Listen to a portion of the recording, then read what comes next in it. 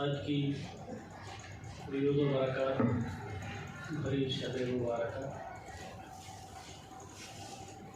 جو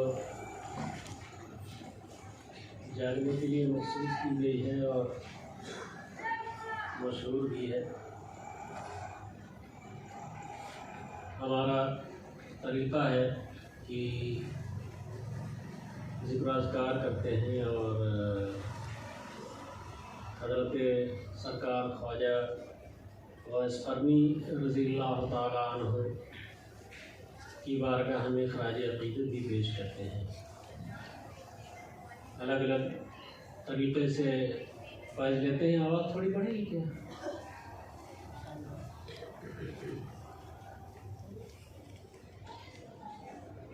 تو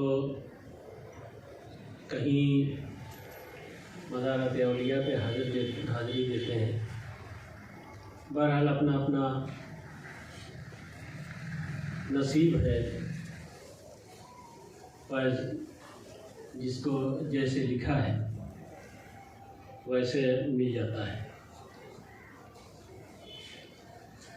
حضرت غوث قرنی رضی اللہ تعالیٰ عنہ کی حیات مبارکہ خالص فقیری اور عشق رسول پاک صلی اللہ علیہ وآلہ وسلم سے لبریز نظر آتی ہے۔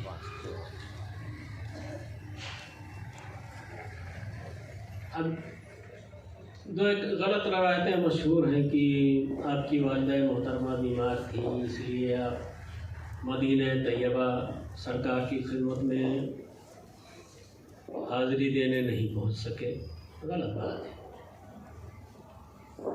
بخاری شریف کی حدیث ہے، تم جب تک مومن کامل نہیں ہو سکتے جب تک کہ اپنا جان و مال، اولاد، ماں باپ، حتیٰ کہ اپنی جان سے بھی زیادہ مجھے محبوب نہ سمجھ لو، محبوب نہ رکھو۔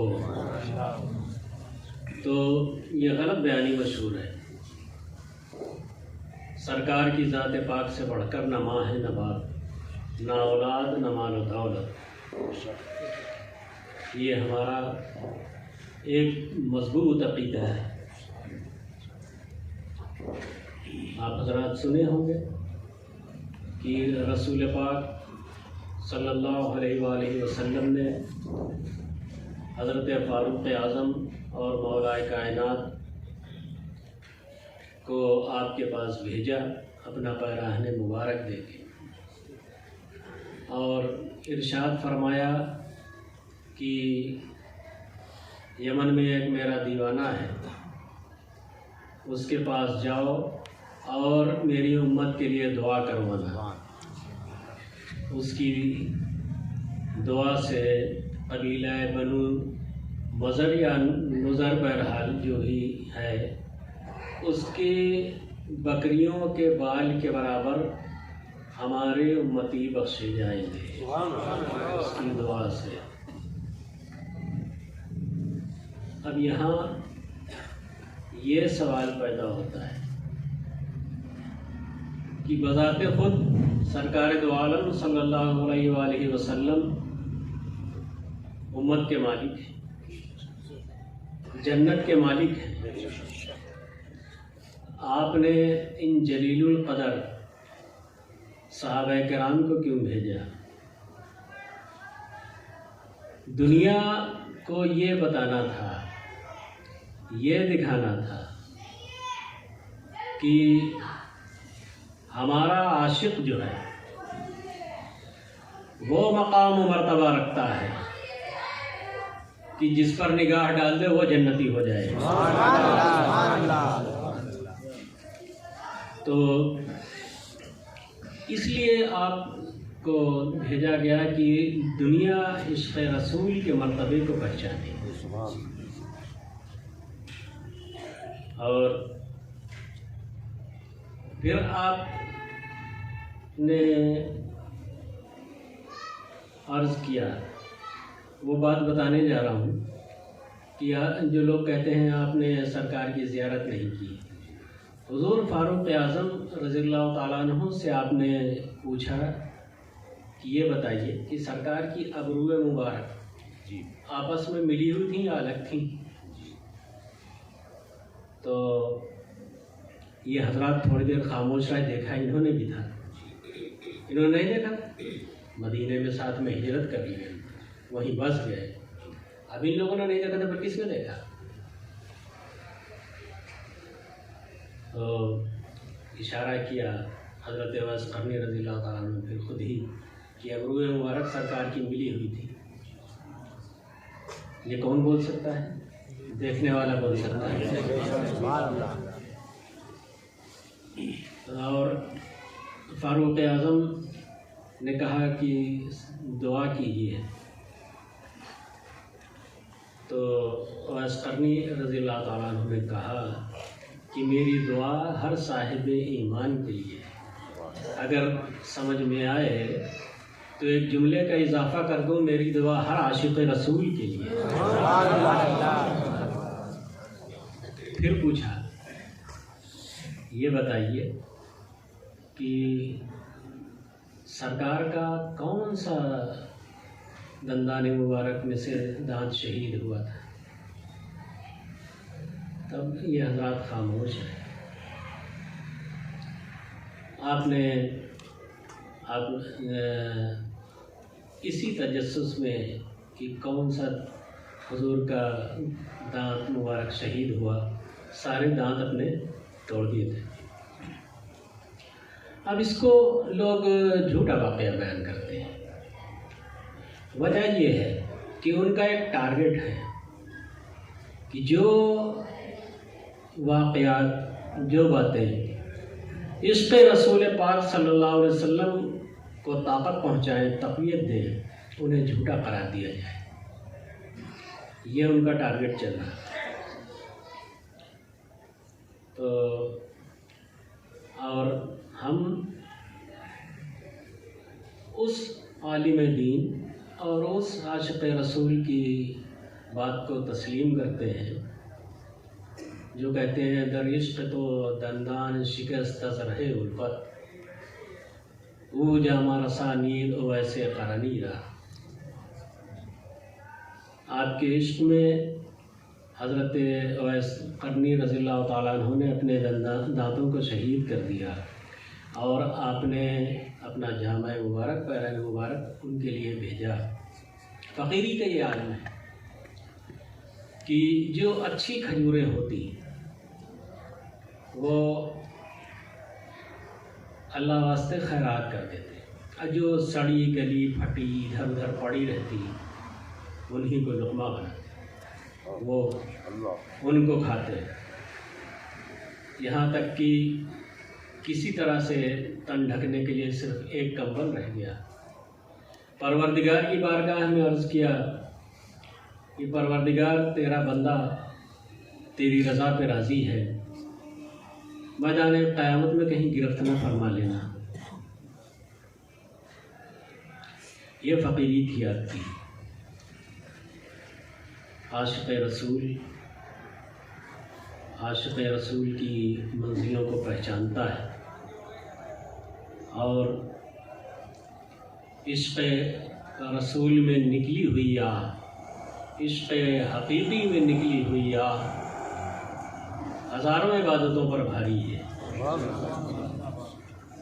غریب نواز نے یہی بات تو کہی ہے،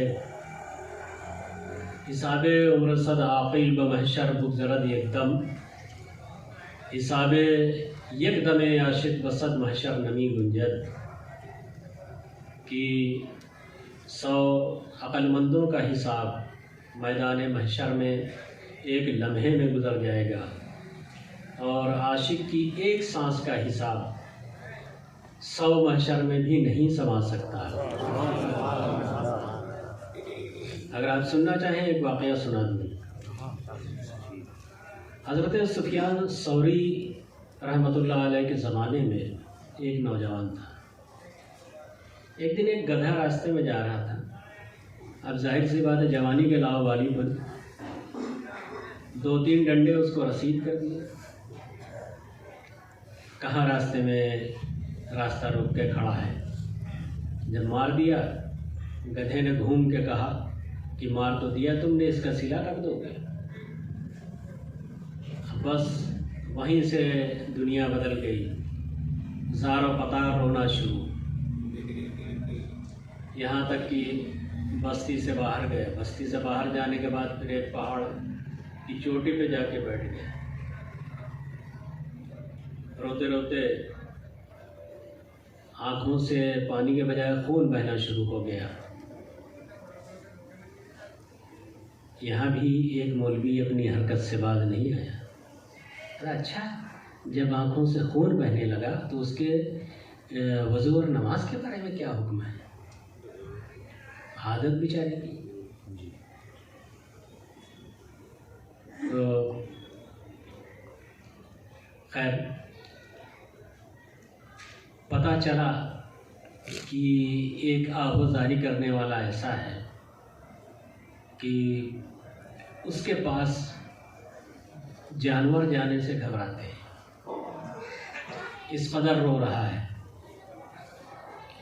کچھ نہیں سمجھ میں آیا کہ سوچنے لگا کہ پتہ نہیں کیسے معافی ہوگی، تو وہیں سے بیٹھے بیٹھے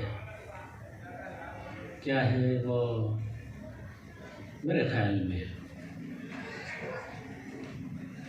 یا رسول اللہ انظر حالنا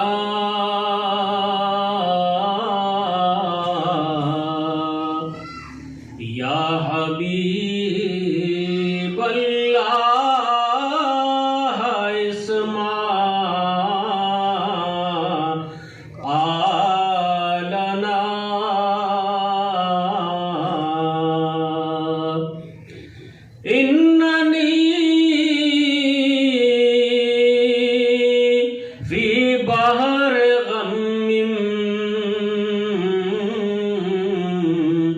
مغرق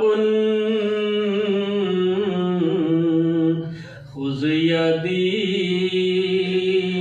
ساحل لنا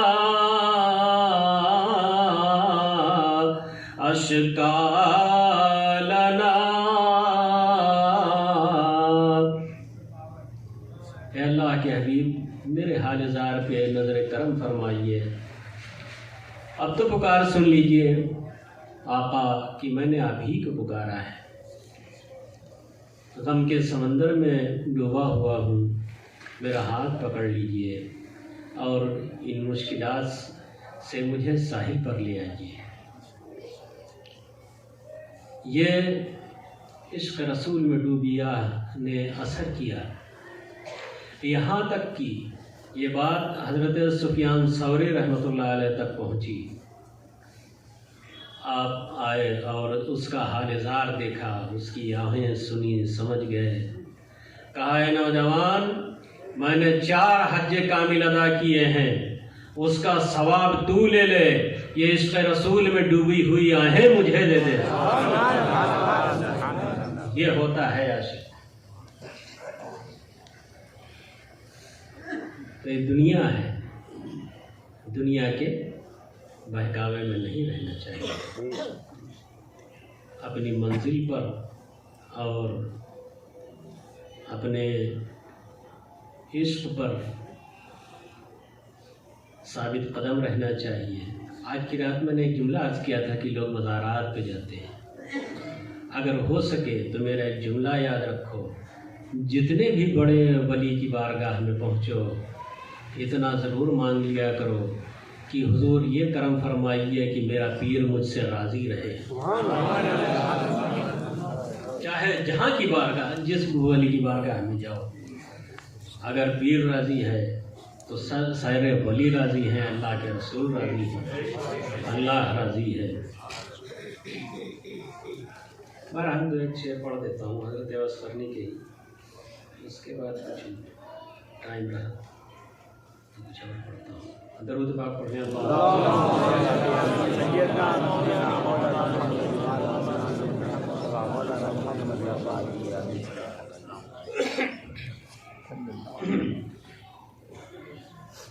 صلی یا رب علی راس فریق الناسی صلی یا رب علی راس فریق الناسی منہ للخلق امان بزمان الیاسی منہ للخلق امان بزمان الیاسی صلی یا رب علی منبر جائل کرمی صلی یا رب علی منبر جائل کرمی قسماً جاء إليه لعموم الناس قسماً جاء إليه لعموم الناس صلی یا رب علی مونس کل البشر صلی یا رب علی مونس کل البشر